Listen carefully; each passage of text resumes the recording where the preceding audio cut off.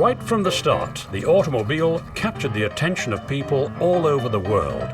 These were dream machines that promised to make horses obsolete and transform the world.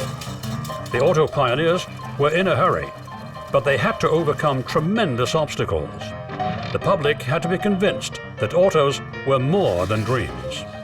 It was a trial and error race that finally put us all on the road.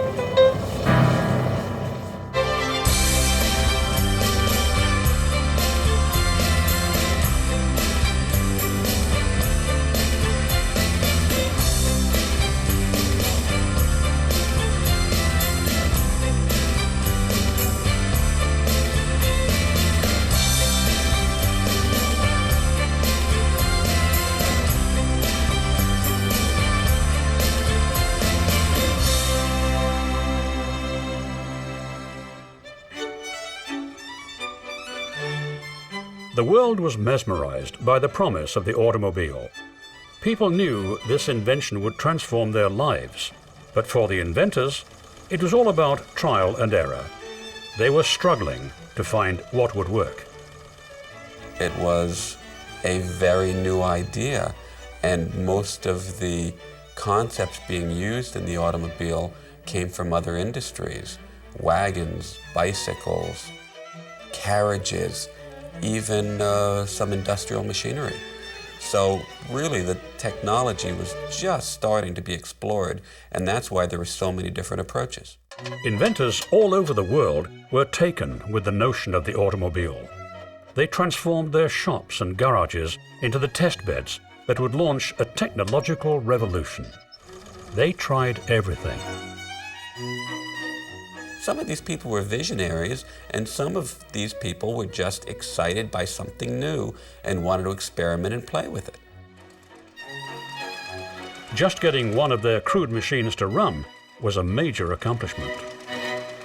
If you've ridden in or driven some of the very early automobiles, you soon realize that if you had a horse and buggy, it was just as good and maybe better. And so the people who adopted these cars were often more interested in playing with the new technology because it was neat. We tracked down the earliest example of motoring technology that can still be found to run. Hidden away in the English countryside near Cambridge was a part of automotive history, an 1884 De Dion et Bouton and Trépardou.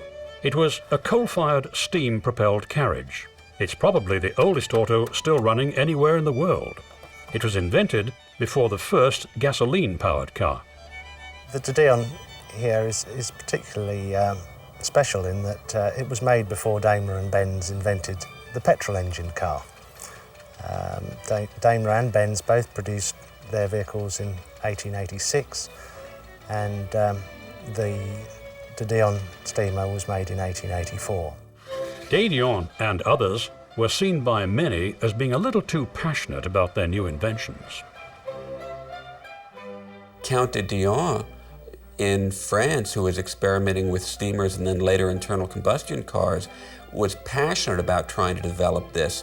His family, however, got injunctions against him because they saw him as being unstable, wasting his time and effort with these inventions that could amount to nothing. They were just toys, unstable toys of a little boy's mind. He ignored his critics and teamed with two engineers, Messrs. Bouton and Trépardou. They transformed his tinkering into a business. They offered these for sale. It was the first time anybody had offered a self-propelled vehicle for sale from a catalogue to paying customers, and they sold several of them. Their vehicles were extraordinary. Tim Moore was able to purchase one for his collection and keep it running. The car took part and won the world's first motor race on the 28th of April, 1887. It was the personal vehicle of Count de Dion himself. Moore bought the car in France. He didn't realize he needed permission from the French government to bring it home. He finally worked that out, but had to figure out how to get it to run. It didn't have an owner's manual. When I first got the car home, the first problem was that I knew nothing about steam. So a great deal of research went into discovering how it might have worked. Keeping it on the road requires constant oversight. You have to focus and pay attention. Whilst it's demanding to drive, the fact that it goes as well as it does is really just a fantastic achievement. It's a real historical milestone. Remarkably, the De Dion can hit 37 miles an hour, considerably faster than a horse and carriage. Count De Dion's invention demonstrated the promise of the automobile. It would take many years and countless others to perfect the auto, but the ground had been laid.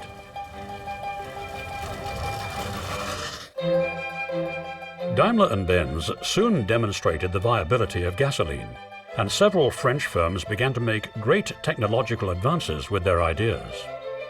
It was left to the French with firms like Panhard-Levassor and Peugeot, who really got to grips and saw the future of what you could do with this machine. The French cars abandoned De Dion's coal-fire combustion for gasoline. It was a cleaner and more reliable fuel that packed a lot of punch. They quickly became the leading builders. Well, this car is an 1894 Type 5 Peugeot. It's the second model that Peugeot produced in any number. 14 of these cars were produced between 1894 and 1895. While it wasn't coal-fired, its hot tube ignition was still relatively primitive.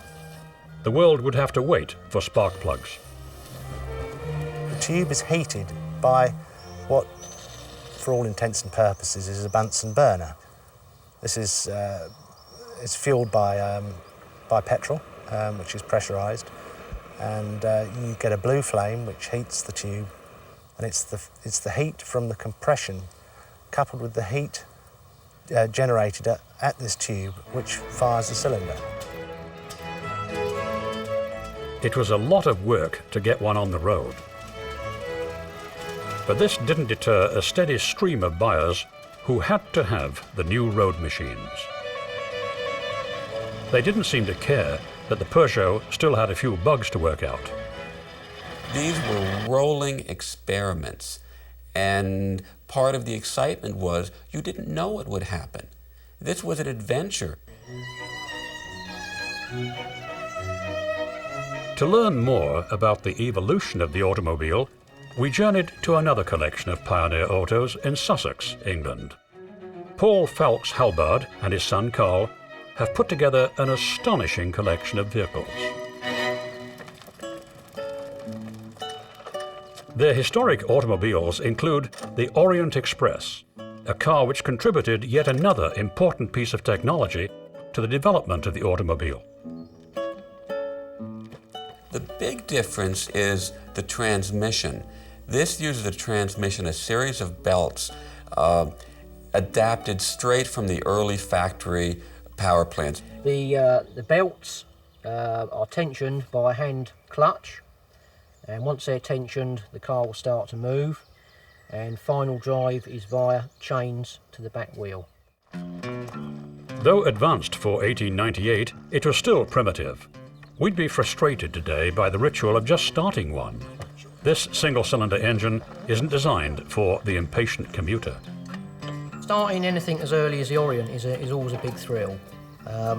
There's all certain procedures you have to go through, there's certain ingredients that have to be there. You have to have compression, you have to have fuel, and you have to have ignition. And if all those three are present and everything's okay, it'll go. Two breakthroughs, spark plugs and a magneto-ignition system, made starting the Orient Express faster.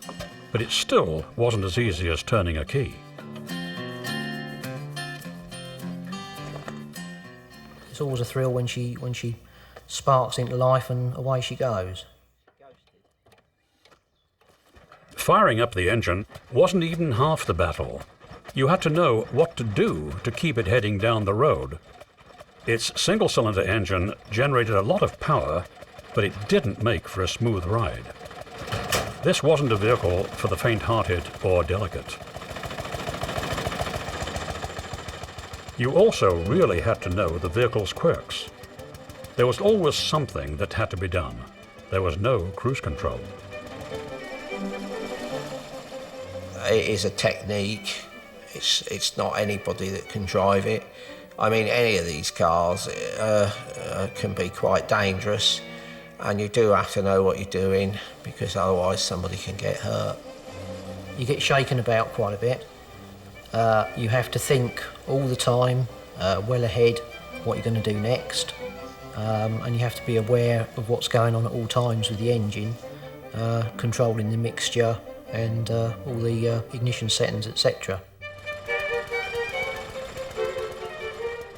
The Orient obviously is probably pretty slow, but it doesn't really matter to go down the road on an 1898 car that's still running on its original piston and original valves and original bearings and got its original upholstery. Has got a great appeal, I think.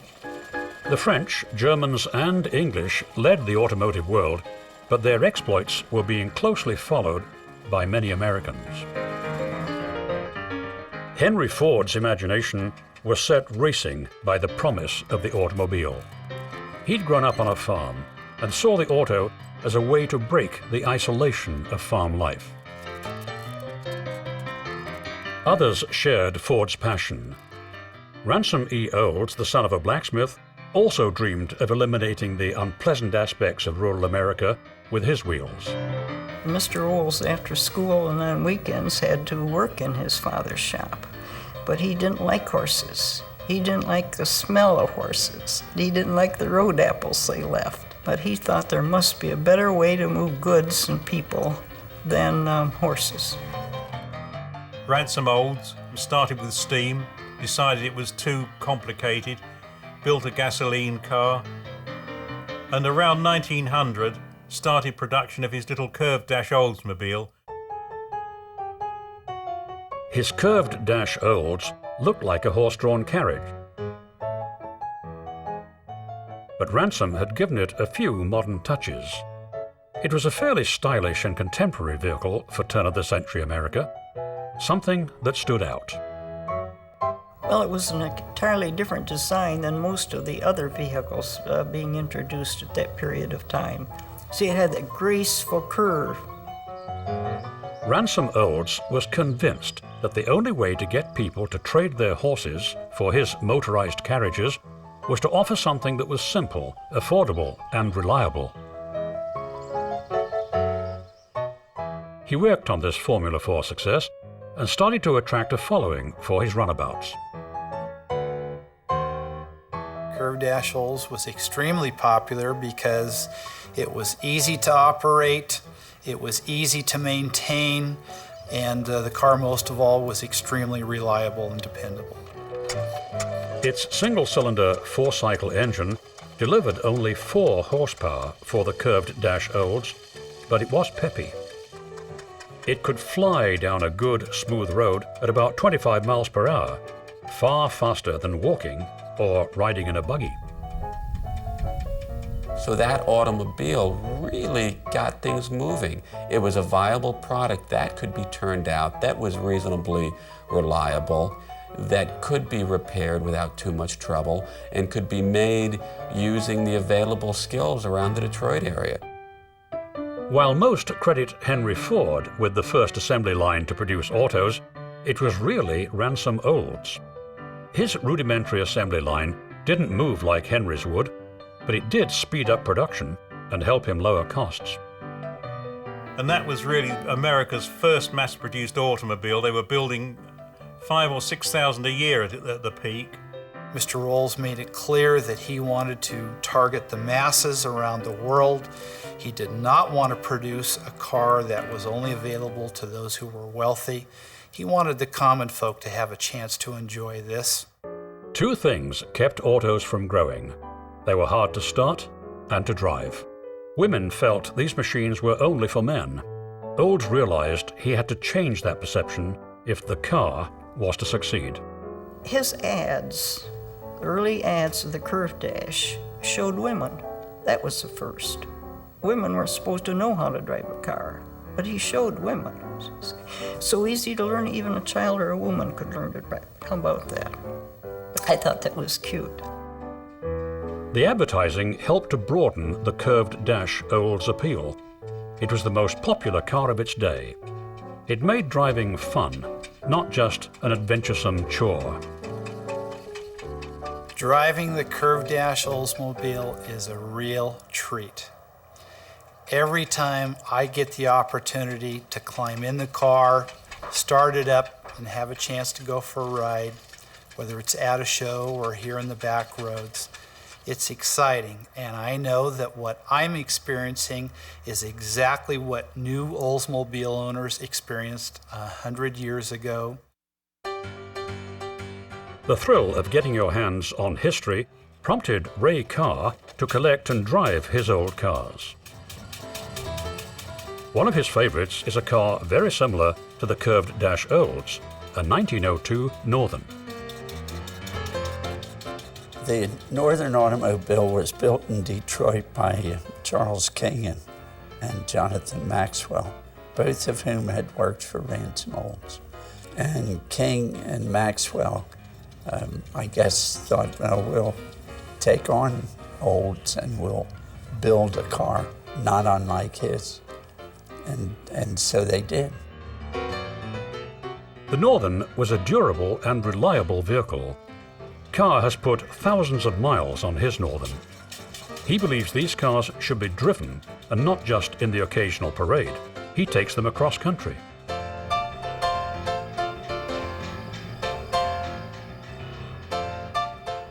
I try to drive on secondary blue roads, and so I don't have too much traffic.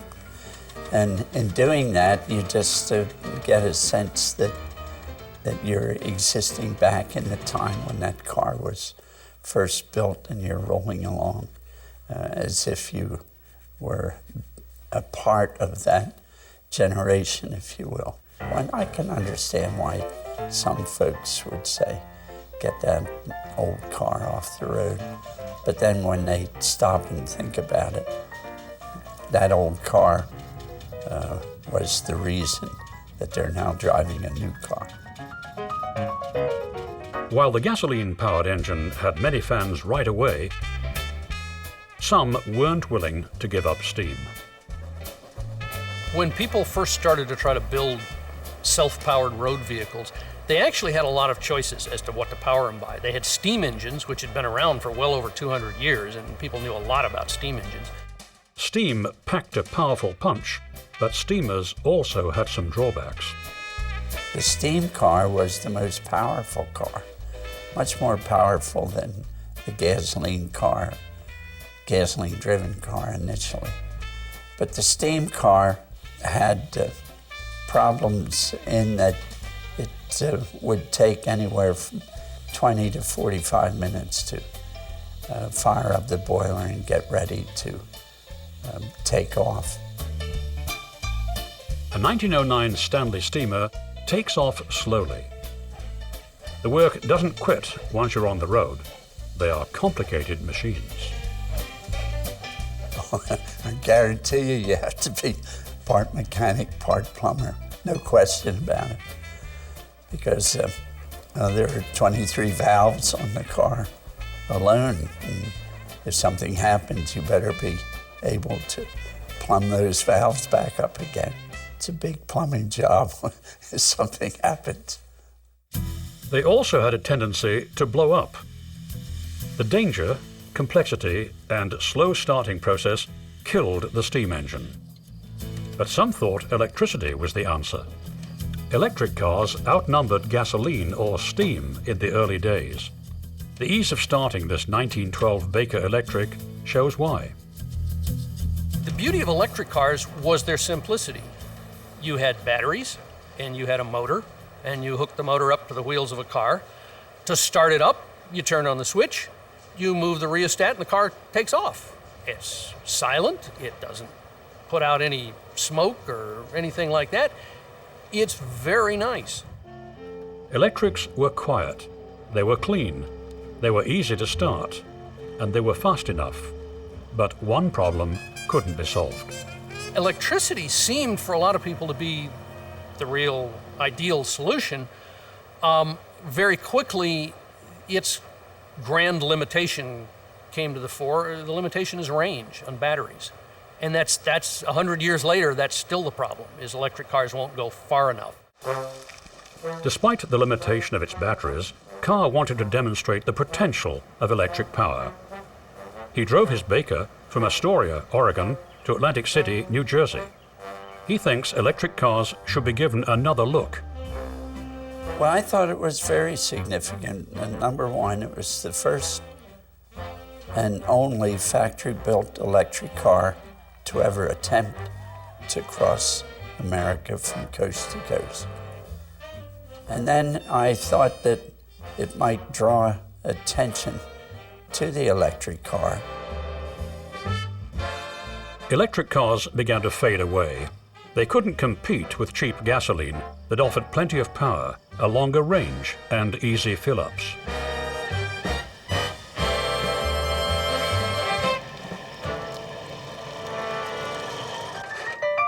The automobile was headed into a gasoline-powered future.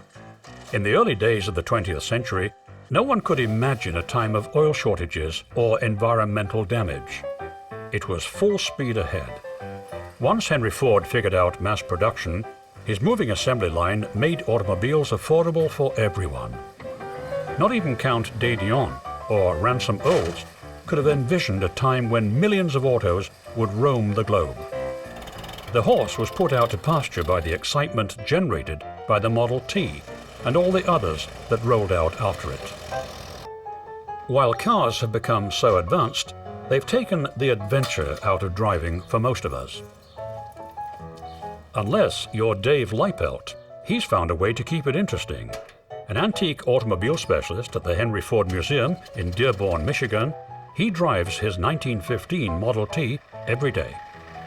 I grew up in a family with it right from my childhood. My father had a 15 Model T touring car. My grandfather has an 11 Model T touring car. And so I grew up with those cars from the time I was an infant. A Model T can turn the daily commute into a trip through time. But there are some drawbacks.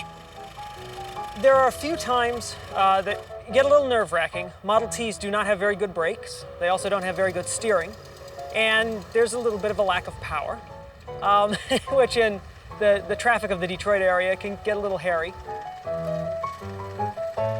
Dave is committed to seeing that these old cars have a place on today's roads.